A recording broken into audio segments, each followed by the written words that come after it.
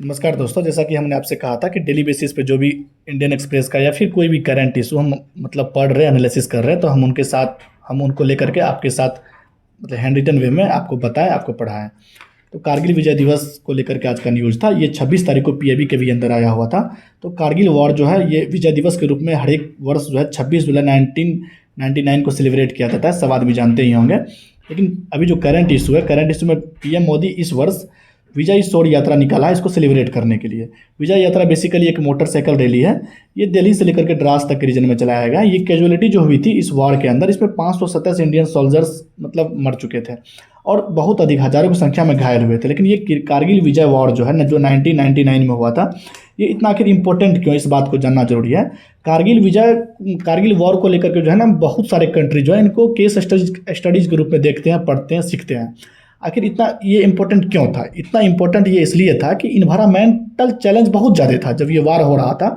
आपको पता होगा कि पाकिस्तानी आर्मी जो था वो इंडिया के कारगिल वाले रीजन में जो स्ट्रेटेजिक लोकेशन था, पोजीशन था, उनको ऑक्यूपाई कर लिया था और वहाँ से फायरिंग कर रहा था, जो कि इंडिया के लिए बहुत मतलब मुश्किल का काम था। लेकिन फिर भी इंडियन आर्मी जो है स्मॉल ग्रुप में टूट करके बना करके अच्छे से इस वार को जीते और मतलब अच्छा किए। तो इनको लेकर के एक ये था।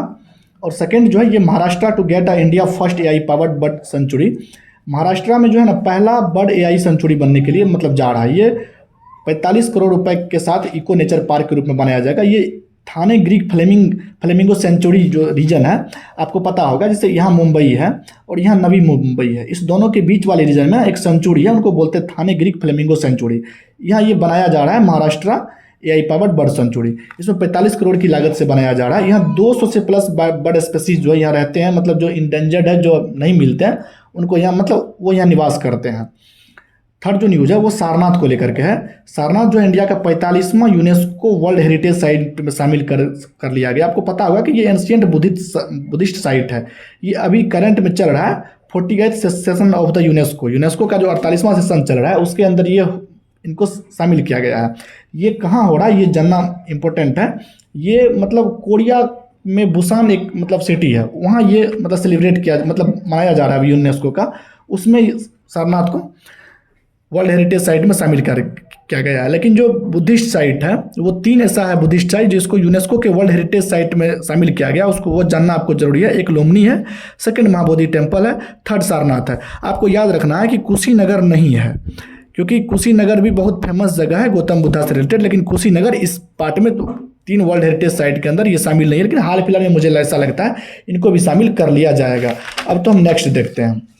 नेक्स्ट जो है मीराबाई चानू को लेकर के है। मीराबाई चानू जो है इंडिया का फर्स्ट गोल्ड मेडल जीती है। कहाँ पर? कॉमनवेल्थ गेम्स 2026 अभी चल ही रहा है। कॉमनवेल्थ गेम्स 2026 29 तारीख तक चलेगा। वेट लिफ्टिंग के अंदर ये जीता है। कॉमनवेल्थ गेम्स 2026 हो कहाँ रहा? तो ये ग्लासगो स्कॉटलैंड के अंदर हो रहा है। मीराबाई चानू जो मेडल जीती है ये 48 कैटेगरी में जीती है। और इसके मीराबाई चानू के अलावा इसी मतलब याद रखना है ये गोल्ड मेडल जीती है। लेकिन 2 इंडियन मतलब वेट लिफ्टिंग के ही अंदर है, वो भी जीता है। एक 60 कैटेगरी के अंदर जिसका नाम है चंबरम ऋषिकांता, एक दूसरा है राजा मुकुंदम। ये 60 केजी के अंदर और ये 65 केजी के अंदर सिल्वर मेडल जीते हैं। आपको मीराबाई चानू बहुत इंपॉर्टेंट वेट लिफ्टर है, इसके बारे में आपको याद रखना है कि ये टोक्यो ओलंपिक 2020 में भी सिल्वर मेडल जीत चुकी है। गोल्ड कोस्ट 2018 में भी गोल्ड मेडल जीत चुकी है। बर्मिंघम 2022 में भी ये गोल्ड मेडल जीत चुकी है। Thank you.